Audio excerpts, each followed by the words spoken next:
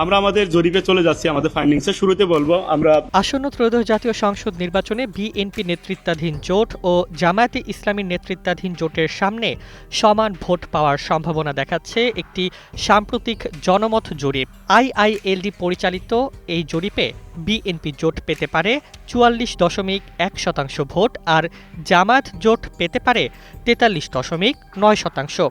তবে এসব জরিপের সঠিকতা নিয়ে বিভিন্ন মতামত প্রকাশিত হয়েছে।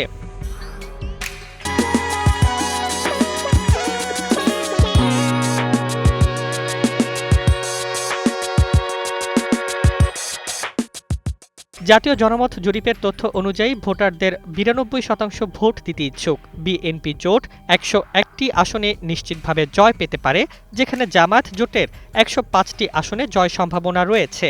এছাড়া ৭৫টি আসনে দুই জোটের প্রার্থীদের মধ্যে কড়া প্রতিযোগিতা হবে বলে দেখা যাচ্ছে। ১৯টি আসনে অন্য দল বা স্বতন্ত্র প্রার্থী জয়ী হতে পারেন। জরিপের সঠিকতা নিয়ে মত ভিন্ন। বিশ্লেষক শাহিদুল ইমরান খোকন নামের এক ব্যক্তি বলেন, জরিপের তথ্য ও তত্ত্ব সঠিক বা কাছাকাছি বলা যায়, তবে ১৩ ফেব্রুয়ারি নির্বাচনের পরই পরিপূর্ণ চিত্র পাওয়া যাবে। তিনি আরও বলেন, নির্বাচনের পরিবেশ এবার সুষ্ঠু এবং ভোটারদের ওপর কোনো চাপ নেই, তাই জরিপের ফলাফলেও কিছুটা নির্ভরযোগ্যতা আছে।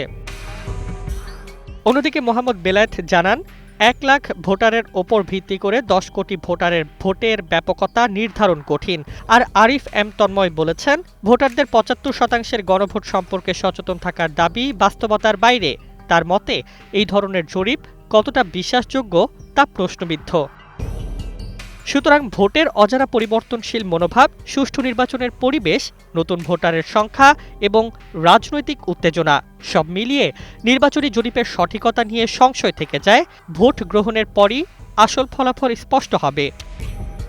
১৩ ফেব্রুয়ারি দেশের রাজনৈতিক অঙ্গনে এই প্রশ্নের উত্তর মিলবে। তারপরই বোঝা যাবে এই জরিপগুলো কতটুকু সঠিক ছিল।